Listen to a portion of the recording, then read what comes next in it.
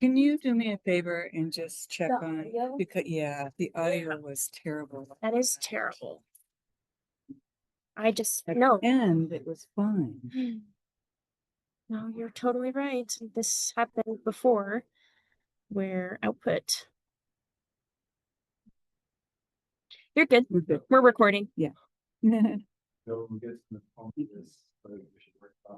Hopefully that worked. So we tested. Good. So screen. The sound did the same thing on the screen. The settings went to default yesterday. So did the sound. I don't know why the sound does. But the words. Put it on. Okay. If you want me to say So something. next, the first item is the city council liaison. Perfect. Thank you. Liaison. Hello, I'm here. Mhm. Michael Breeden, City Council from Roman. Good to see everybody. I'm really interested in staying for this whole presentation because, as I told Matt a little while ago, I like doing reviews and kind of seeing what we've done and the things we've accomplished. And I always like to plan ahead. You like planning? There's a lot of planning done in this chamber. So I'm kind of excited to see it. I did want to give a little update. Obviously, if you're keeping up with things, we passed defensible space standards at the last city council meeting. The one thing I'll say is I apologize that it took city council so long to do. The mayor had some comments, and as she's a subject expert, she wanted to tighten it up a little bit. And so we went through a few extra months beyond what you guys recommended. But I appreciate your work on that matter. It got us to a point that we could at least discuss it and, it might have taken a little longer than it should have, but at the same time, it's good that we have it. And a lot of people don't know, and I think there's a quote in the paper about this, but it is the toughest defensible space standards in the state. We used a lot from other cities and a little bit from Albany, I think, not Albany, Ashland, excuse me, wrong A city. And we took it another step, and I really think that it's a good step, and that new construction in the future is gonna, it's gonna just guarantee that we're not gonna be an easy take by a wildfire. Doesn't mean it can't happen, doesn't mean it, we always hope that it never happens, but at the same time, we just have to do the best we can all the time. And your work is very much appreciated. We couldn't do as many things at the city council level if you guys weren't here to evaluate so much of it and give recommendations in the first place. So thanks for all that work. And I'm willing to take questions if anybody has any about that or any other subject. Is there ever a chance that we can grandfather this into, existing construction? Yeah, that's it. A light version or something like that. Yeah. Because it's great that the new construction, Yeah. we're being safer, but there's a lot of old stuff that's we're going to use out there. That's a really good question. And the fact is, the work's already starting in a lot of ways about what do we do with existing standards. The biggest challenge is that obviously you're talking about doing defensible space on existing structures, and it's a little bit like dark skies. It's easy for new construction to be dark skies compliant. It's harder to make existing properties dark skies. So what we have to do is we have to come up with standards that we want that are fair and equitable. And part of the problem is, much of the community is, is going to need some help to bring things up to standards. There are a lot of people in the community that have them as second homes, so they're not going to know about it as quickly as other places. There's also people that just can't afford to bring their places up to code, or they can't due to the physical nature of how they live. So aged populations, single mothers, there's just a lot of things we have to put into consideration on top of the code that we create. So it's got to be done a little more deliberately. It's something that city council does somewhat on the regular when you're talking about code for existing properties. And we also have some building hardening things we're going to look at over the next year as well. So those two things together are going to create the final product for existing properties. One of the things we will certainly have to do is come up with some pot of money to assist people that can't afford to do it. And we don't know how that's going to work exactly, but that has to be part of the equation, just because that's what's equitable for the whole community. So that's going to happen. I think it's in our goals for this next year. Is that correct, Matt? Building Hardy. Building Hardy is, and that's definitely coming. We'd like to, help those people that still have shake roofs on their 40-year-old manufactured homes, get those out of here sooner rather than later. But at the same time, you can't just tell people what to do and not help them get there. So, but yes, that's coming. Good question. Go ahead.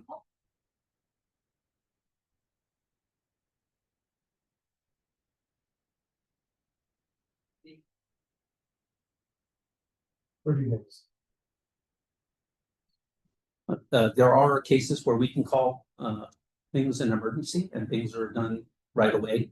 But for the most part, standard ones are 30 days because of an appeal period. Is that correct? Or is that just how it is? Yeah. Okay. Good question. All right. Thanks for having me here. Appreciate it.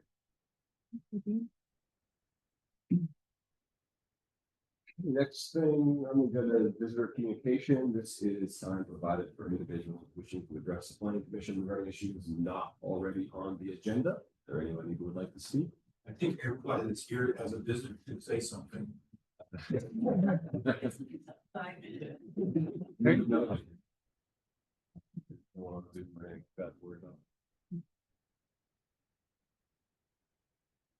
Just. Would anyone attending over Zoom like to provide comments on anything that's not on the agenda? If you do, please use the raised hand button in Zoom. Okay, I see none. There are no minutes to approve. We'll go to the shop. Vice Chair. We got a goal in our agendas, and so we thought that we would take advantage of this opportunity to kind of do a little check-in with the commissioners to try to kind of close the loop on some of the projects you guys worked on. You don't always sometimes you may not get to hear what the final result of what your recommendation was, especially related to development code amendments. So we'd like to take that opportunity to kind of fill you in on what happened to them after they left your attention, as well as kind of check in with you and see if you have any questions. Some of you are still fairly new to this and wanted to use this as an opportunity for you to ask any questions or to learn about things or have you tell us how we could support you better in what we do. There's some areas of concern, and then look forward to kind of what to expect for the rest of the year beyond that. Just to give you a little heads up what's coming. So just a quick review of the public hearings and workshops that we've already had in 2025. We had a major variance for a setback request on Jefferson Avenue to come forward. The planning commission, I think, was the final review body in that request and recommended approval. And I don't know if they're going forward with that building permits as a follow-up, any information to share on. Just to make sure I heard correctly, this is the Jefferson Avenue major variance. Correct. Yeah. Based on that. I don't know if I've seen a building permit come in for that, but I think they intend to. So we also had a code amendment for review of the fines for legal tree removal related to development, and that also was approved by the council after planning commission review. I don't believe that there were any changes to what the recommendation was, so that's gone into effect. But thankfully, we haven't had to utilize it legally, but it's there if we need it, and hopefully it's a deterrent for people to be doing those things in the future without requesting approval through the city. It doesn't mean that those trees cannot be removed, but there's a process for doing so, and criteria to do it. Council gave a brief update on the defensible space code amendment. What happened to that? I was going to give Matt Martin the opportunity to provide any additional detail in terms of what was changed in general and what the implementation plans are for that. So Matt, if you want to offer a few thoughts there. Sure. So, as you may remember, in March, we brought the package of defensible space code amendments to you. And after the public hearing, recommended approval of the package of amendments. So we brought those forward to the city council and held a public hearing in April 9th. And then following that public hearing, as Council previously noted, there was some refinement with additional changes to it. So it's largely based on what was reviewed and recommended by the Planning Commission. But the council saw opportunity to go a step further, be more aggressive in applying defensible space on our properties to make them more resilient in the event of a wildfire. So a couple of prominent aspects of the changes were first that prohibited flammable plant list. That's an integral part of what kind of vegetation can be on the property and how it's managed. They made a minor tweak to that. In particular, originally all pine tree species were prohibited. They did create a carve out exception for ponderosa pine and western large trees, recognizing the prominence both in number of ponderosa pine trees, but also just the value, aesthetic value, and relationship out to those trees. So we're recognizing they're here and we want to maintain those to the extent appropriate. So beyond that, originally the applicability would apply to new buildings, new development is what we were calling it, but so new buildings themselves, but also significant additions. Those exceed the square or increase the square footage, either living space or building footprint or decks in excess of 200 square feet. Council pulled back from that, really just wanted to focus on actual new buildings, new construction. So remove the aspect of additions, looking at it as potential a different approach to addressing the additions like we were talking about Commissioner President, looking at it as and applying that to the built environment strategy. The original package included an allowance to retain significant trees, those trees that are 8 inches DBH within 5 feet of a structure. We pulled back from that and said, let's not allow so many trees. And so they focused it on those trees that are on the prohibited plant list, but increased that DBH to 20 inches for consideration. So we wanted to be recognizing that 8 inches isn't all that large or mature in species, but getting to that, okay, if we're at 20 inches, let's really kind of provide an opportunity to have the structure built into that existing landscape. The original package allowed for retention, weed and planting of listed prohibited plant species within or beyond 5 feet within 30 feet of a structure, allowing for retention of existing vegetation or planting of those new species. Thought that wasn't going far enough, so removed that allowance of any prohibited plant species within the 30. Just a chance to hit. These are considered highly flammable either in their construct or either they dry out quickly or have high oil and therefore why have them in the first place. So just providing additional protections through the stages.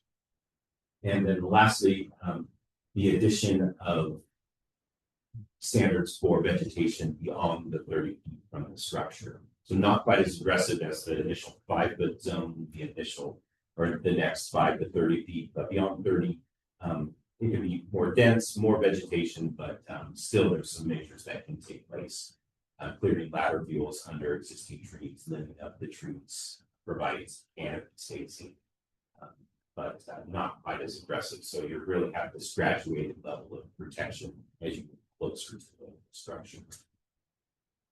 So noted that the hearing on April 9th, final decision on the ordinance was April 28th, so that's going to affect 30 days from then on June 27th. So now we're beginning to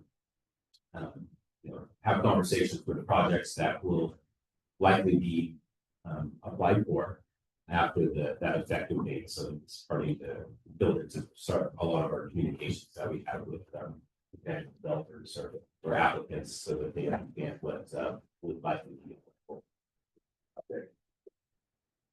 Happy like certainly opportunities to educate the community and while these are only required to be applicable to new developments, certainly can translate to the existing built environment. So we're looking to partner with our other agencies, the fire district, or the state fire marshal, other local or regional jurisdictions to get the word out and educate and provide that opportunity to while you're not required by law to implement these standards, there's still a benefit. So educational and other incentives. So that's another outside of law and outside of code that are programs that are already in place and already.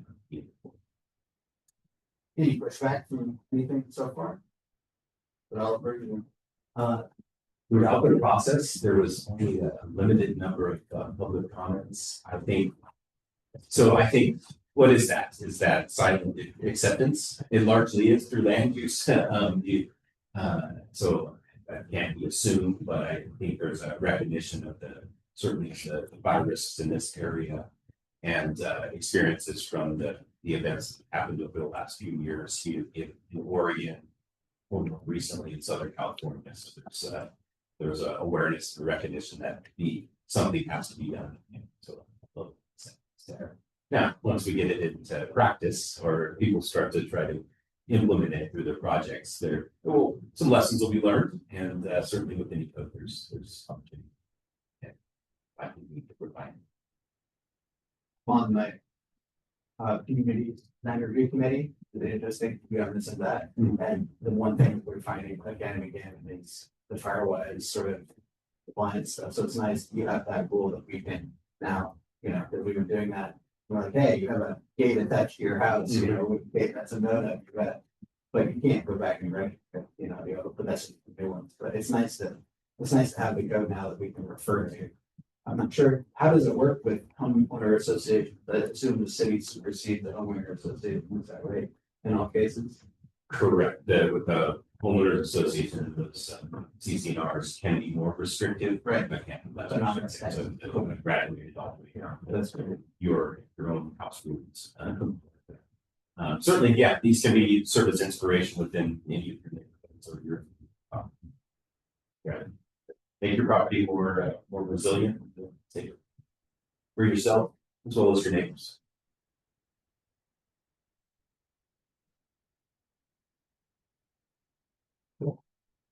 Thanks for the overview. So moving on to public facility institutional zone district development code amendment, if you recall, that was the amendment to add a new use to the public facility zone and a new definition for community health center. And also adding childcare along with that as a permitted use in the public facility. The council reviewed that request and approved everything. We did actually add the exclusion language back in the definition that planning commission requested removal related to drug and alcohol rehabilitation. I think the concern, I think Council Creevy can speak to this if he wants to, but just the concern about those uses in proximity to schools potentially decided that they wanted to make that an exclusion back in, so those would not be permitted in those zones. So that was the outcome of that. Do you want to add anything to that in terms of? I don't really have to, other than I think part of the discussion was it doesn't mean that a single person who is going to a counselor can't talk to them about their issues with drugs or addiction.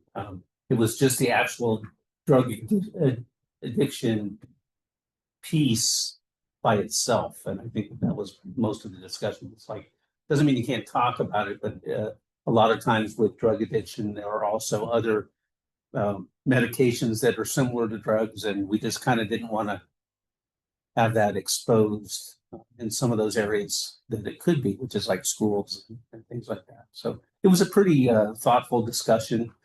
And I don't think it was the easiest call, but I think there was enough people that wanted to exclude it. So that's what happened.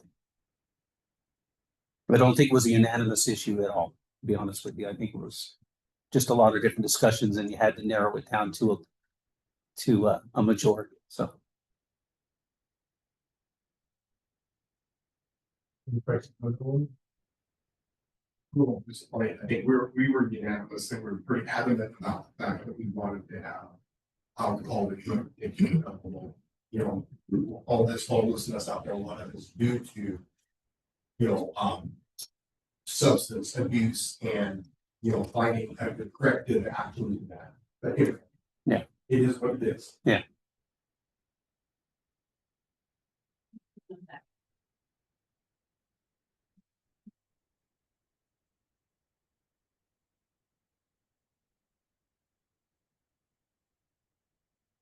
So moving on again, you guys saw a couple workshops already this year on the Evergrove Boundary Amendment, and we'll have one plan, another one planned coming up in August.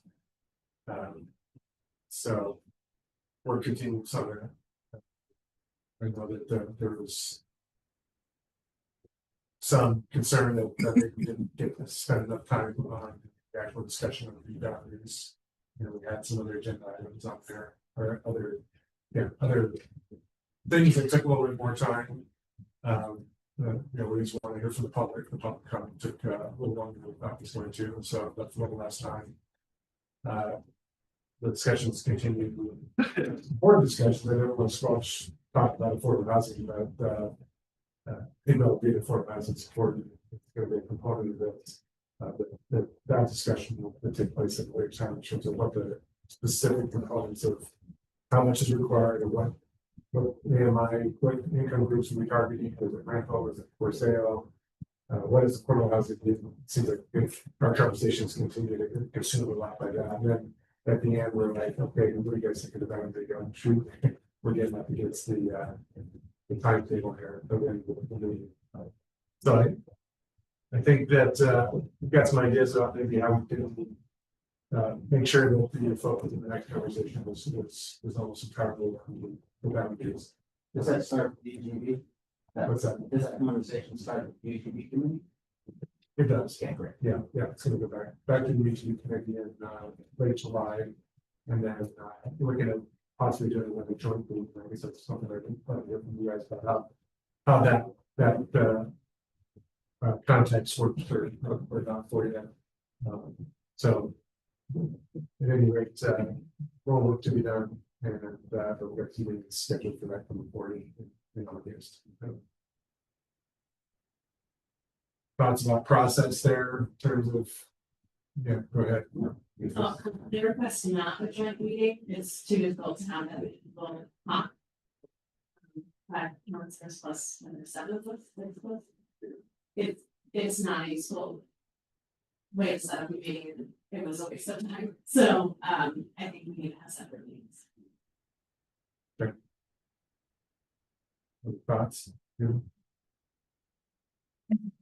I said that the joint meeting was just hard for so many people to actually voice their opinion. My other concern about that is that it felt like there was a misunderstanding of the objective of the UTP, because there was so much focus on affordability, thinking that it was going to be immediate affordable housing, when this is more like a long-term vision for the city. And so that piece was hard to talk about, and just having a lot of promises without any kind of legal contractual language or guarantee that we may get that affordable housing over the different months.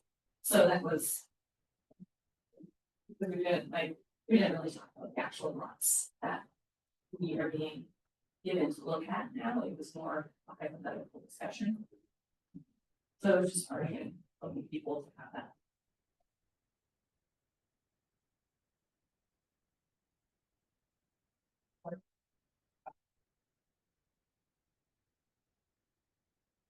there's some benefits and some disadvantages, right? It's good to hear from your fellow councilors, and for them, vice versa, to hear from you as well, on the same meeting, but I can see some logistical issues with that career would as well. And Meeting, like you get attention, have a specific hour and a half of discussion block. yeah, We have a lot of public comment, and I don't want to take that away because we definitely want to hear what people are saying. But. We can plan for that. some of this kind of management that we would, just been talking about whether we can just take written comments for the next meeting, so that we can develop more of the meeting and we kind of, you made it comparable to a public hearing. You hear from the staff, you hear from the applicant, you hear from the public, at some point you gotta get that time in the room to deliberate. Yes. And I think that's kind of where you get for that. Very long time. And certainly don't want to squash that, but I think there's a way that we can just have it do the written form. So that you can have that full time or go a little longer. He said. I think meaning not that.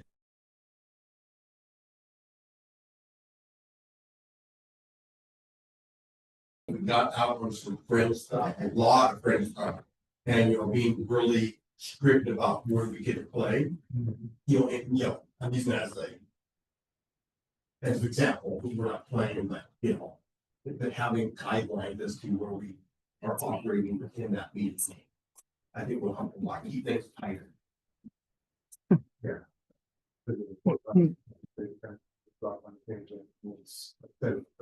Everybody agrees it's a problem, and it's an issue, it's a goal, but there's a time and place for that, and that's not important. It doesn't say affordable housing anywhere in the criteria for nuclear revenues. I think what we're trying to do is make sure that all the land we're bringing in is conducive to that. Like, we're not gonna put that on, we can't do it because that's really expensive to develop that. That would help with affordable housing. But these lands conducive to urbanizing and development. So, yeah, it's keeping on task to keep it to the matter. Right. I have one more thing. I think maybe how we can respond to the concerns about affordable housing and just how things are getting zoned once the UGB does come into effect is really be ambitious and proactive with the actual coding guidelines for those things. Yeah, the next question is for these so that when it does go to it, like we can go through the UGB and get those lots, we can really be proactive before developers get there and then see able to hit the ground running with that. All those guidelines, but I think we can, I've seen other places have like community benefit agreements and things like that that may allow us to get that promise written down. We think we go that direction or just give more concrete guideline for I think we can, right? But I thought Susan Dobbs, her last minute sort of, what was that plan for the, like more, getting more space and putting a little more nods more outside space and trails and sort of, going for more, a little more land, but not as much as you would get, the attention of, I don't know, whoever the next, goes against, but, I thought it was a really interesting, proposal that she had put forward, and it made me think about, hey, I'm always thinking about how can sisters be like a leader in things. To me, this seemed like, hey, maybe sisters could be a leader in this. Maybe you, for the group and group family, you look a little further and you say, hey, we want, these kind of trails, we want these kind of things also being our, in our urban growth boundary. And I really like that idea. And I kind of want to take it a step further. And was there any is that weird thing where you can shift some land around later? There's some trade aspect. You know what I'm talking about? Swap the land swap. So I was trying to think of ways that you could kill two birds with one stone and have that happen. Also have the Mackenzie Meadows piece be a part of that. That's a big reach, but definitely love the idea that Susan had, and even taking that even further, because then you're really planning for growth in not only, okay, we're gonna build houses here, we're gonna have trails, we're gonna have parks, we're gonna have, but even more than we are doing, because we're known for that here. And we should really pay attention to that. So I just want to urge, I know you're on the committee, urge the committee to do that. I think I was gonna tell you. Well, I agree, because it's not only urban growth, but it's livability. Yeah. We have to keep focusing. And we got parks on there. Right. Stuff that isn't Like protecting that wetland and stuff, I like the idea. Yeah. But that's another conversation down the road, but, But yes. think about the bigger swing, that's what I'm saying, what a big swing. Not to redo the whole process. Oh, no, great. We don't want to do the whole. And you don't want to get shut down by the next board that has to review it, like, I get that, can't swing too big. But bigger, that's kind of where I'm going. To the extent that, we started to hear some things coming out of those last meetings for things that were preferences, so we've been talking in terms of it's all about bringing, not a concept A1, A2, A3, when it kind of starts to take some of those themes, and I think we should show them that shows taking, a big chunk of that meadow area, turning the park. What does that look like? How much extra acreage is it? And kind of gets a feedback from the state to say, hey, what would be your reaction if we did this? Yeah, Because it's a lot more different. But that's the point of it actually, is to try to kind of take some of those things we heard, kind of give you guys some examples of what would it look like, and how much time would that take, so we can have those better conversations. That can actually get to the public, get to the point where you guys can make a recommendation and move on. So, to your point, Julie, about the agreements and the requirements, we do a lot of talking. But we don't want to have things get out ahead of ourselves, and I'm sorry from the standpoint of like getting developers in here, not having things in place. I think one important that is to make sure that all this talk that we do, the requirements actually gets codified and agreements get put in place, so that once somebody does what they're gonna, we're all ready to go. We understand, expectations are laid out. And so council's been pretty clear about, after we get that this UPB process, right on the heels of that is to update the annexation criteria in our code. And that would be kind of where those things will start out. Are we gonna be involved in the annexation criteria as growth? I'll keep you updated on it, but technically it's a municipal code. Yeah, and I think as opposed to the development code, which you guys are in charge of reviewing development code amendments, technically it's a municipal code, so it doesn't technically involve. But that's forward on the house. But I'll definitely keep you guys up to speed on what's going on. And just no city planning or anything, but I can understand when we're in that box, I was just got to be saying, let's keep everybody in the boxes, and now I'm kind of, damn, I don't want to be in that box. Can I chime in here? Steph? Oh, yeah. Yeah, first of all, Eli, thank you for, I love what you said, and you've heard me say it before, kind of like that sister's way of leading, leading the state in some areas and push the boundaries and things like that. And I'd love to be able to find ways that we could push this land use system.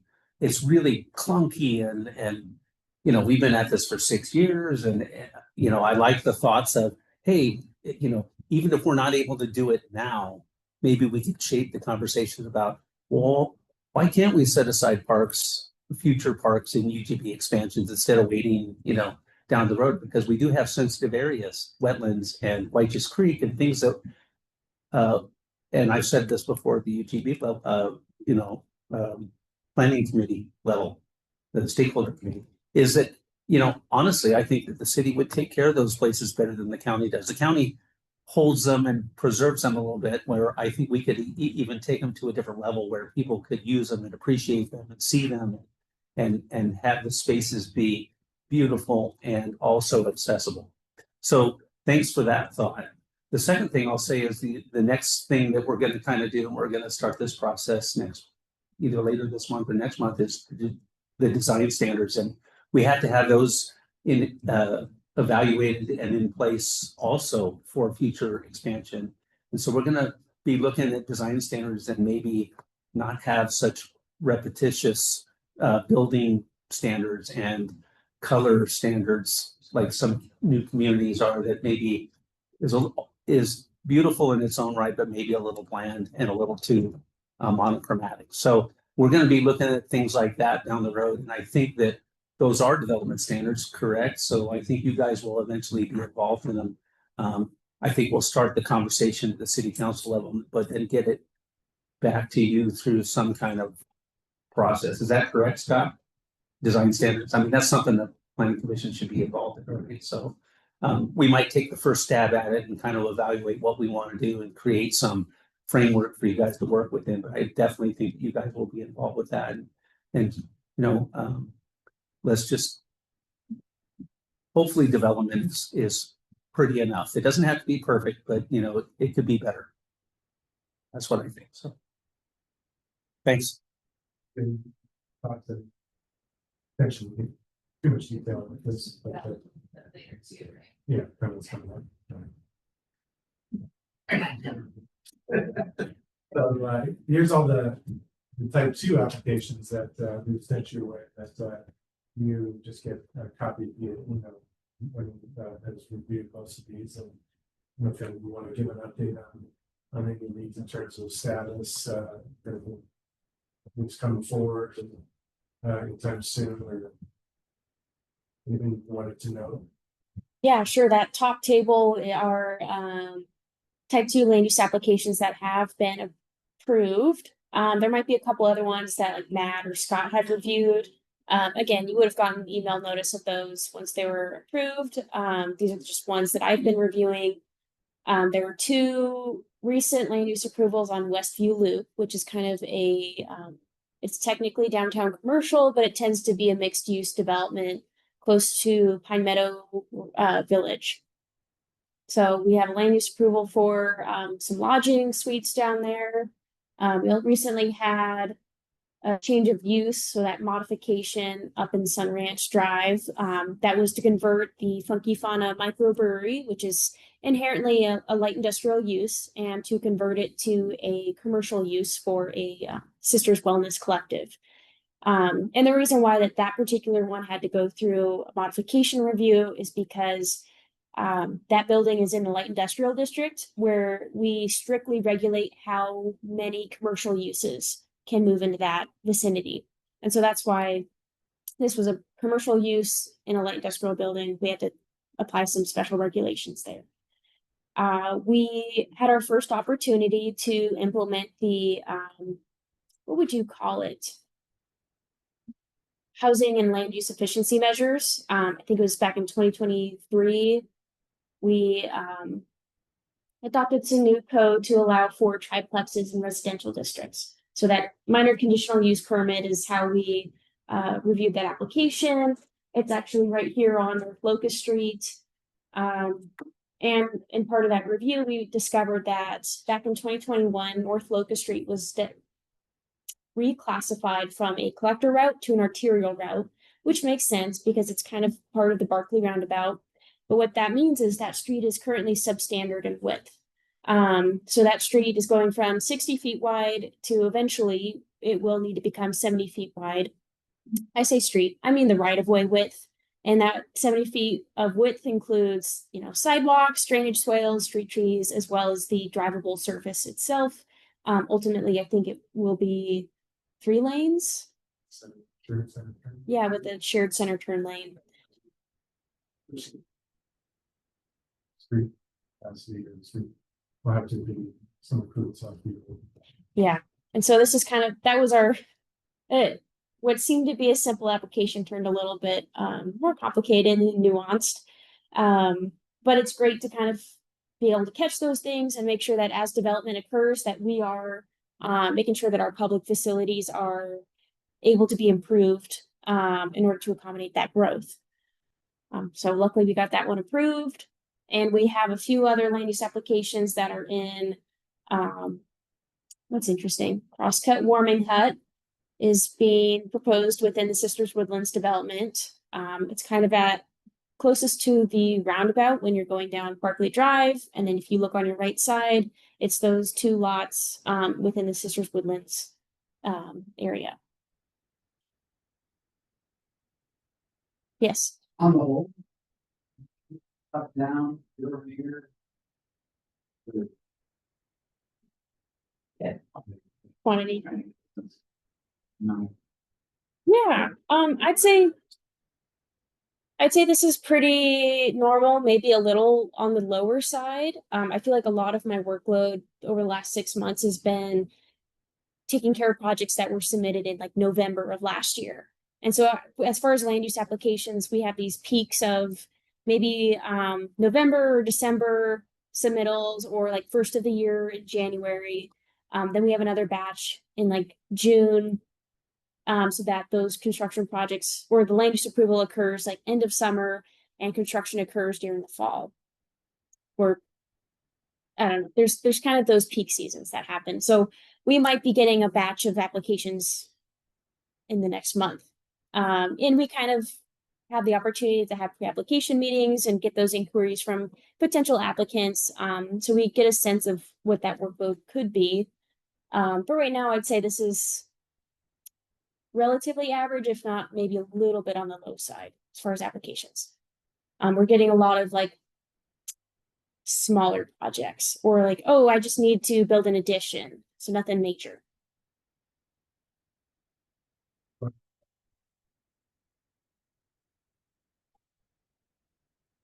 Down. You indicated that you looked at the Barkley, roundabout and everything, and the additional traffic for that. But also, all of our priority lands for UTV will be off that street, stay strictly with priority lands. Locust is gonna be the main arterial, is that the right term, arterial? Yeah. For that, Correct. so you did take that into consideration as, so instead of 3 lanes to and 4 lane, I guess, that's kind of working with that. Yeah, and that reclassification of that public right of way occurred in 2021, which is before we even started this urban growth boundary expansion. Granted, we had that Barkley Barkley alternate route already identified. So who knows? Our next TSP can come up with some new street cross sections to make sure that as growth continues to occur along that Camp Polk Locust Street corridor, there might need to be other transportation improvements. Thank you.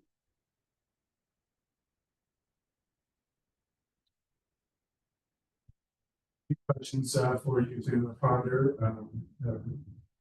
How's the workload? What can staff do better to support you? Any questions on the public hearing or workshop formats? Questions about development code standards we've already processed, and most importantly, how and you guys will ask a question, but is this prompting any other questions that you might have, but things you want to share? I'm a new member, the workload seems to be fine. I mean, I agree with like first thing, one second.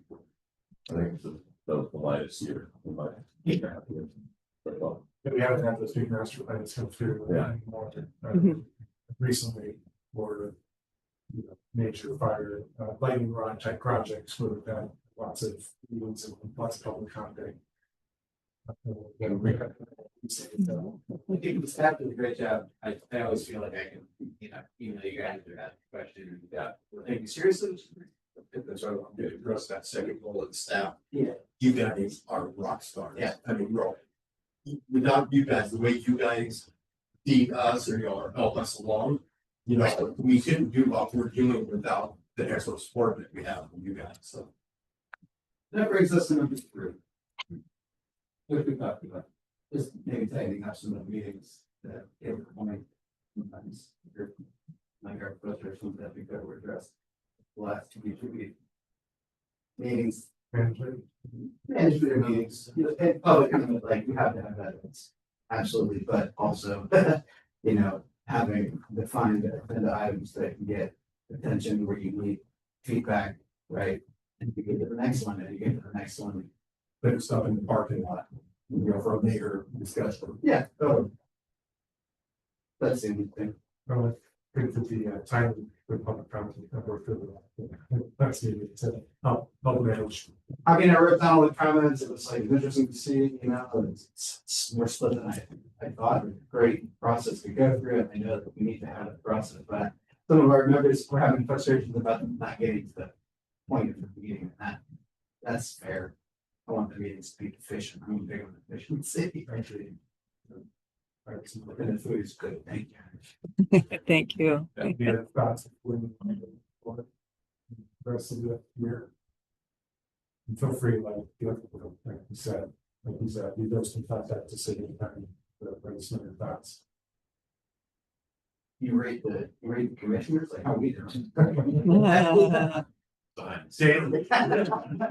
What Matt The said. whole group overview. Everybody questions.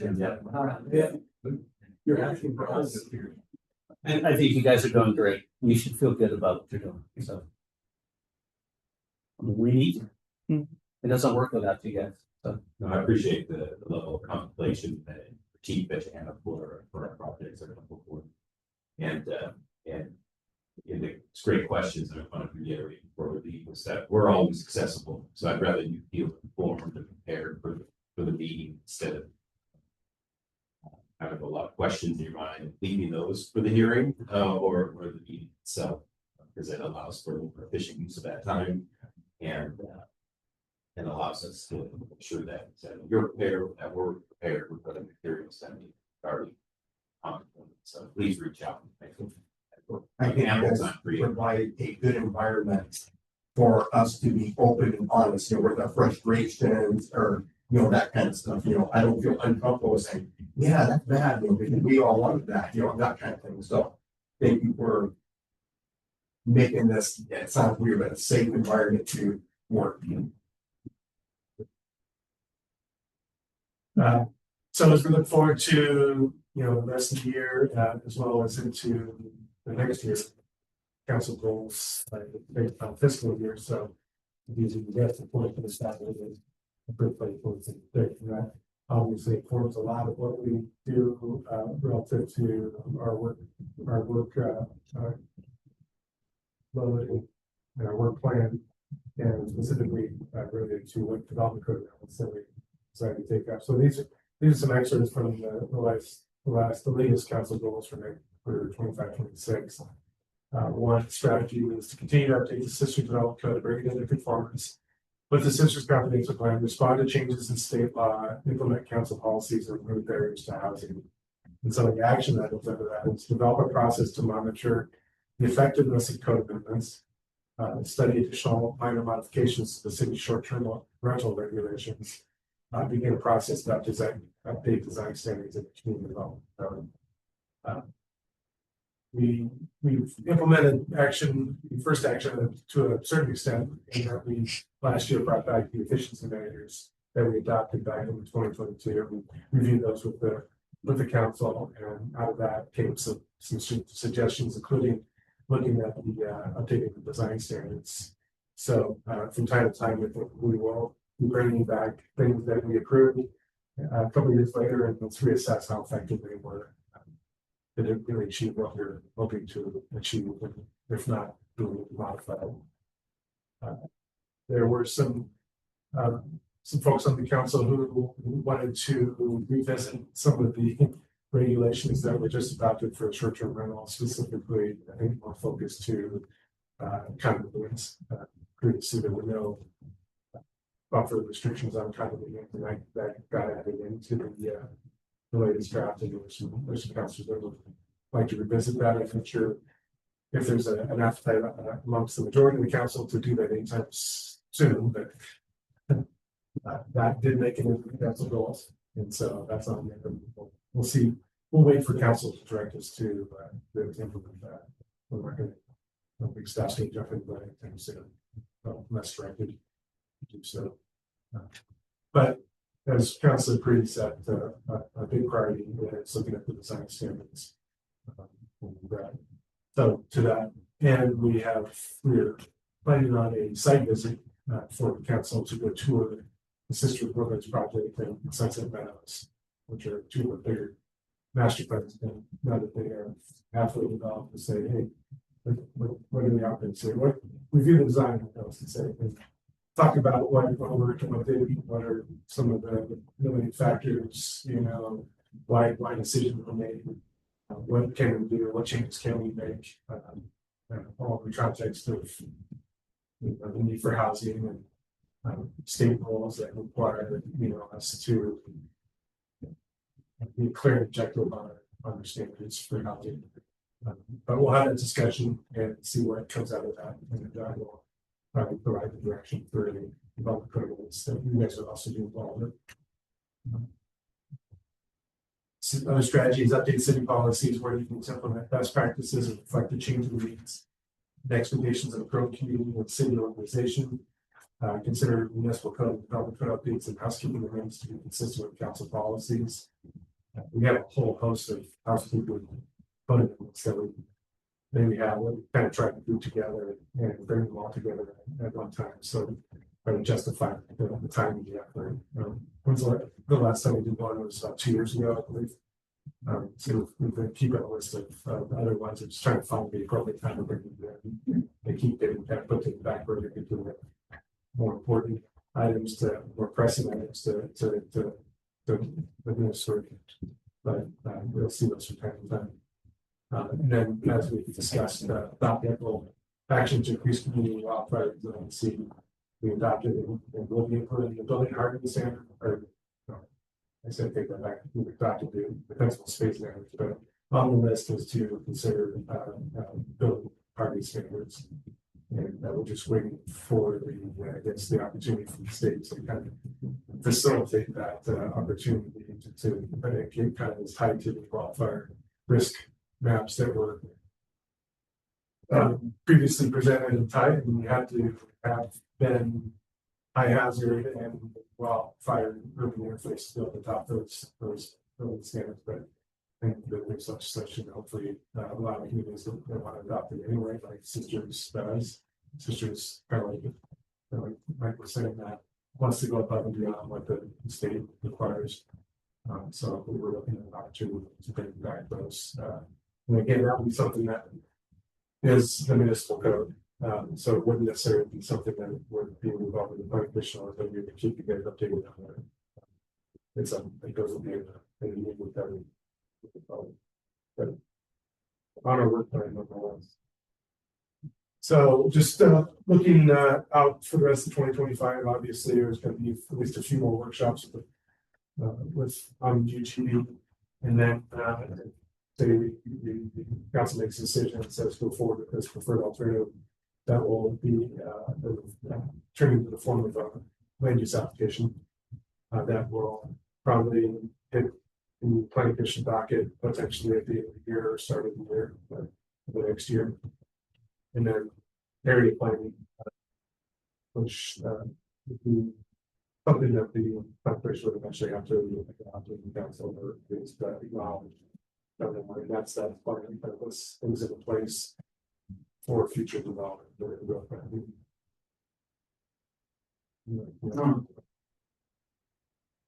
then just here's a kind of flavor of different types of development code amendments that there could be coming your way. The building garden, again, that's more, I guess, municipal code. So, but there's been some talk about if we don't go down adopting the building code, I guess amendments. There's other ways to get at the fire resiliency, and one way to do that way to do standards and requiring certain types of building materials that are fire resistant that we can actually implement in development code. That's it. Another option that we're looking at. And then potential updates that we might be required to do to our special flood hazard area. Some lawsuits and FEMA requirements and things of that nature, but it's kind of all tied up right now with an injection and kind of us trying to get direction from FEMA right now. It's challenging. So we've kind of said that we're going to put that on the back burner for now and tell directly to do something with it. We're ready to act what we need to.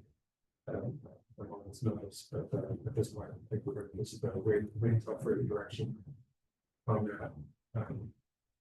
And then efficiency measures, a few things we can clean up with that, and then formation design standard updates, repetition standards, potentially whatever else the body council is.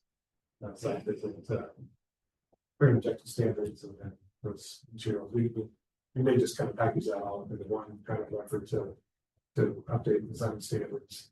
Is reputation standards, is that like sunset metals where there's 3,000, multiplied out. Sure. Correct, yeah. I'm looking forward to that conversation. Yeah, we're really interesting. Based on your site, as your site visit, you guys are gonna come up with something to go. I think it's first step towards council kind of studying, and that's telling you that what we have now on the books and what can be changed. And, what were the opportunities and what they want to look forward with, and we will circle back with you guys as well for workshops that you're planning with. But I missed what the efficiency measure updates the reference to, is that like median efficiency or the. That's the term we use for the kind of package of code amendments that we did about 3 years ago to increase density and more efficient use of our district boundaries. Middle land use measures is. In general, there's a lot that's standard that we need to. We reduce the lot size, but we're going to reduce the lot width, so it's really hard to do those smaller lot sizes. So it's a example of something we could meet the efficiency. Yes. I also had a question about that. Is that revisiting the efficiency measures that were like recommended, not adopted, or is this just looking at the ones that were adopted? Or newer. So it's a good question. When we did the meeting with the council back in late 2024, I think, or sometime in 2024. I think we had that opportunity for that discussion. And I'm not sure if any of that, that's a great if you remember. I know it was talked about, like the garage is required, and I think there was a discussion. I'm not sure that the council's ready to open up parking again, or not the reduce the parking standards or the increasing the height standards, just quite yet, but I think it's worth having a discussion every year to see where council's at with that. And, We do have 2 new council members, and it'd be interesting to see what they want to tackle too. I mean, I wouldn't want the 3 of us just to say, no, we're not talking about anything new. I think it's always great to have fresh blood on boards like yourselves and up on council. So I think it's kind of all up in the air again. It doesn't hurt to take the temperature early on in a discussion, and if everybody says, we really don't want 4-story buildings and sisters, maybe we won't discuss it any further from that point, but it doesn't hurt to at least check, right? So I think that as far as I'm concerned, it's okay to bring everything up one more time, and some of it's going to stick and some of it's not. Well, efficiency plays into affordability too. I mean, it's more efficient. Absolutely. There's no doubt about that. It's just, you always have to take the temperature of not just the council, but the public as well, and go, okay, here's some hard questions. What do you think? So. Say. Something to think about the UDP and bringing in more land. Increasing our efficiency for affordability and thinking about, moving forward into the future more sustainably. Sustainability and livability. one of the things was the ability to the fire department to serve in those buildings with equipment. But thought I did the heard fire they- chief say it's not an issue and that they can? I thought I heard they would send that to a bingo after. Is that? Anybody else heard that? I think they basically said, do what you want, we can figure it out. Yeah. Which is great to hear, but at the same time, that was a bit of a sticking point for a while, but I think that there's more to talk about than just that. Yeah, right.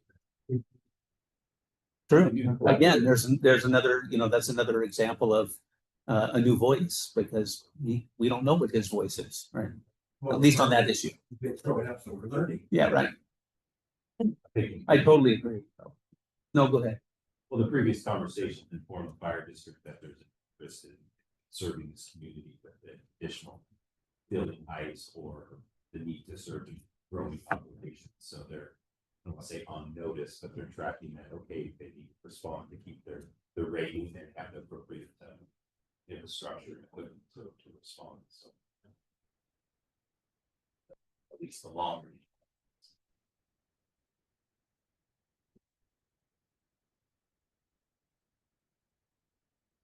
And we don't have any land use, public transfer land use applications, from the horizon right now. Submitted, but, there's always the potential of those, one of those comes out. Something getting appealed back to, when. What's the history, those kinds of, reviews. So those things are technically pretty on the classification of the harm, I think it's why, right? Could get back to your.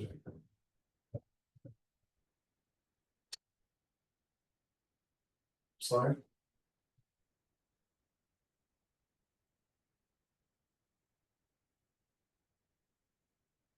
Kind of addressed a lot of questions that you have, but it's any final thoughts or questions?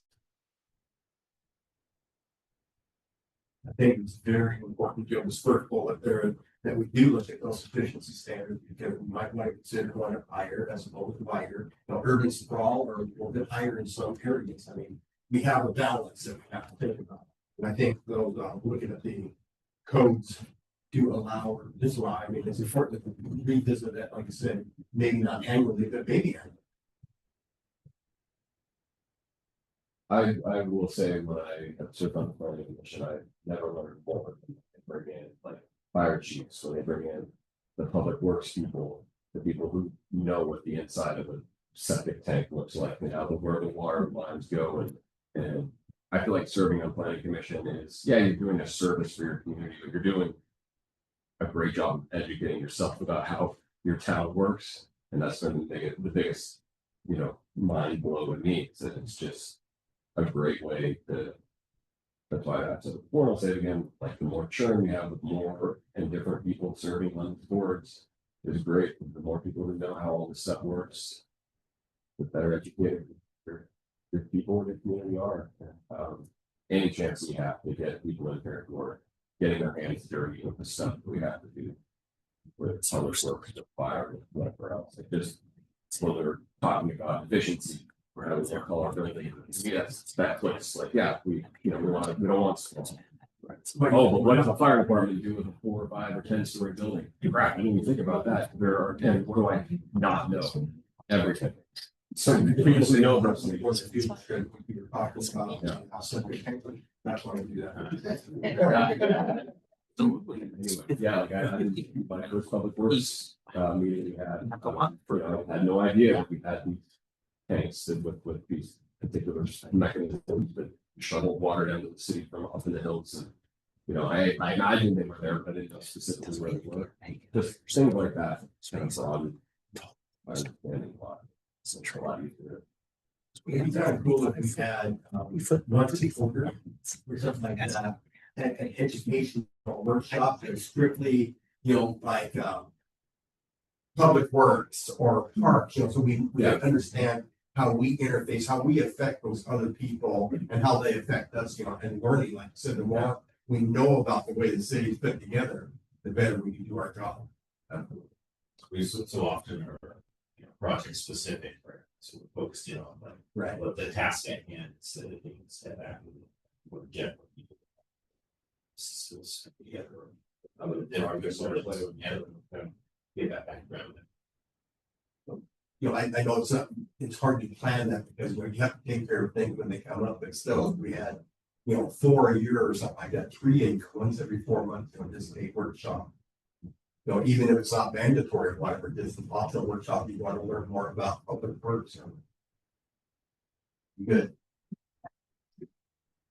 Well, right, good. A lot of people might want to, yeah. For code amendments, do we have any purview over any of the empty lots or the? Developer that the planning.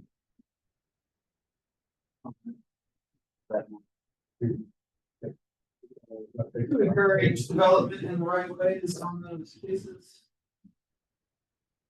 Is that like an incentive zoning tool? Or Yeah. is our efficiency, Where is that? Who's whose job would that be? I'm trying to push an agenda item here, but it's like, you know, I see the empty lots that are not being developed for maybe 5, 10, 15 years. It could be duplexes. How can we use the power that we have to encourage that development? Yeah, that makes sense. I understand what you're saying, yeah. The visuals. I can give you I can give you one example, Adams Streetscape, development where we're doing sidewalks and new parking and new intersections and things like that. And that alone is just gonna make people think about the building that they could put in after that happens. Because right now, if you're gonna do it, you have to put in the sidewalks and Right. and improve the alley. And so that's a huge tool. It's a multi-million-dollar It's project. part of the urban renewal district, it's kind of Yeah. the purpose of an urban renewal, to get big. Yeah. Put it in public amenities to help encourage private. But- Most of the ones that are on Adams, I mean, there's a lot on Adams, so you're. And there's a lot of room for improvement out there, right? So, but there's probably other ways that we haven't thought of before. And that's why I appreciate the question and the thoughtfulness of what you're talking about is there's probably other ways that we can spur development on a, almost a lot by lot basis.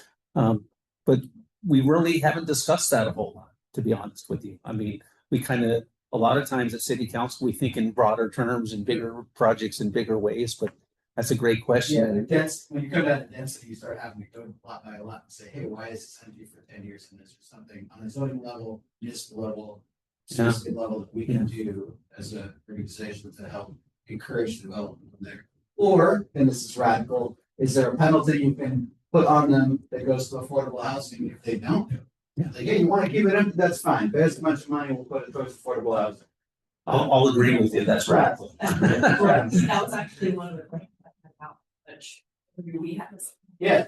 Committee in terms of vacant lots, vacant homes. I know last week there was discussion about vacant home fees and how that can actually, we can turn that over and help invest the money that's lost from having second homes in our community and turn it into an incentive to build affordable housing or something like that. I don't know if we're not really going into the fees in our planning commission, but even just in terms of the other topic I was thinking about is bike and pedestrian safe crossings, especially now that we're talking more about Locust.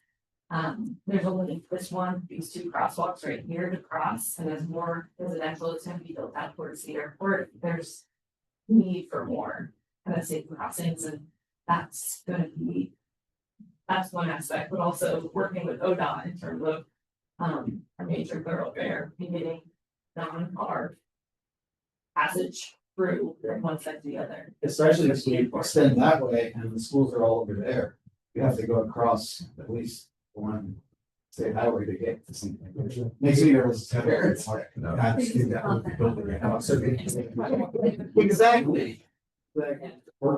I'd love to say across the building, you can play that much. Yeah. Don't like it walking over there. Right. A lot better. In that. I just want to get them across 20. So I think public work is looking into safer crossings across Locust, this intersection right here is problematic. I think they're moving the crosswalk. Right now the crosswalk is kind of, if you have a crosswalk, you're not visible because of the big utility pole right there. So I think we're gonna reorient that. I think they're picking the turn lane when you're coming in from East Cascade. But this direction with the forward stop is 3 lanes, and they're gonna pick out the turn lane because it's not visible to make it a shorter pedestrian crossing. I think they were, maybe you might know that we're thinking, you were in the site, I saw a presentation. I think they're gonna be doing some crossings farther up, like at Black. I think they're gonna be great.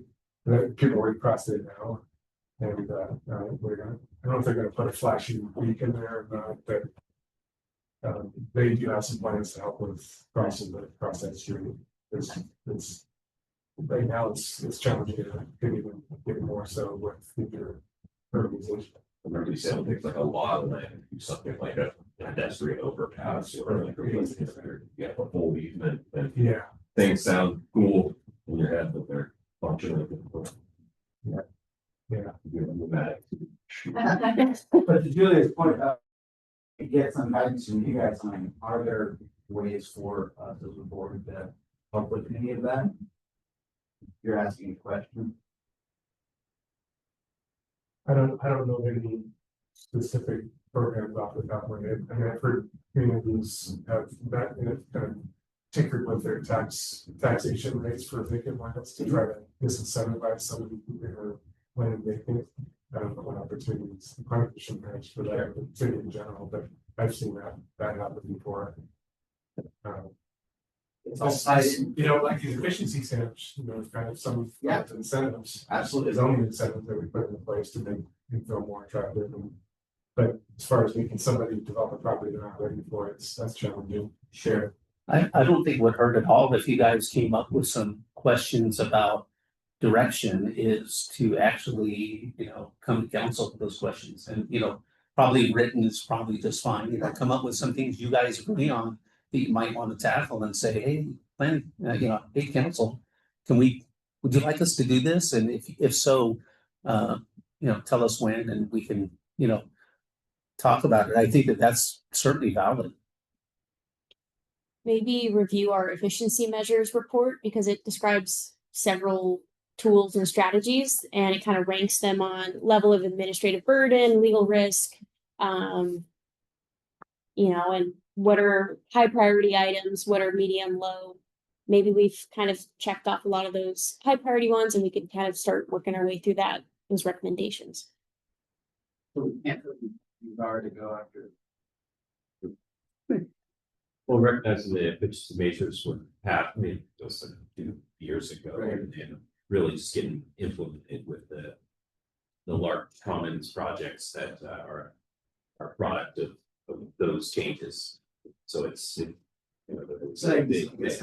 yeah, so the evolution and the implementation of these codes can take a little while. So it's always that refinement and incentivizing and finding different opportunities, and those do come through the planning commission.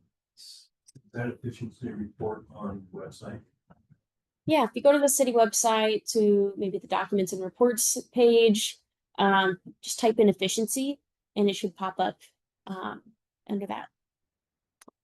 We're well aware of the city council level that half the time we pass stuff, we know we're gonna have to revisit it and tweak it. Sometimes we add stuff, sometimes we remove stuff. It's just part of the work that we all do as a community. There's no way to get it exactly right the first time, right? You just do the best you can. You spend hours and hours and hours and hours on it. And then, 2 years later, you go, oh man, we missed that one thing, or those 3 things. And I think it's great that you guys are even interested in tackling some of this stuff. So I think it's good all around. You care. You care. Well, that's good. That's what makes sisters, right? Is there something in the current code or the discussion we can have about transitional housing and how that fits into the thing? I think that is, talked about affordability earlier, but there are a lot of moving parts to affordability and livability in the city. And I think transitional housing is definitely one of those pieces that I don't currently see in sisters. We have none. Yeah. We have none. Yeah. So both transitional housing, these on second homes or vacant homes, I think all of that will help. Invest in our community. You said you heard the discussion like the council at a workshop that they had, so they're starting to kind of investigate those. And I went on over what Bolden, Vancouver, BC, and all the different views of those that they have and how it works. I mean, yeah, it's interesting. But that's something so different. If it was easy, it would already been done, right? So it's not going to be easy. True. All right, well, appreciate all you guys and your thoughts and sharing those with us. I'm not sure that the next time we'll get together. You know, have a meeting. How long does it Well, take to get what- one? Just to download. I was July thinking about something. Third one, that point, I think that's pretty close Because to I'm not here. for so could be. But I You could mean go. written minutes or the recording? Oh, the written minutes for. Just me. I mean, I know they have to approve them, but can you get draft minutes? I guess we'll call it adjourned. Yeah, I don't.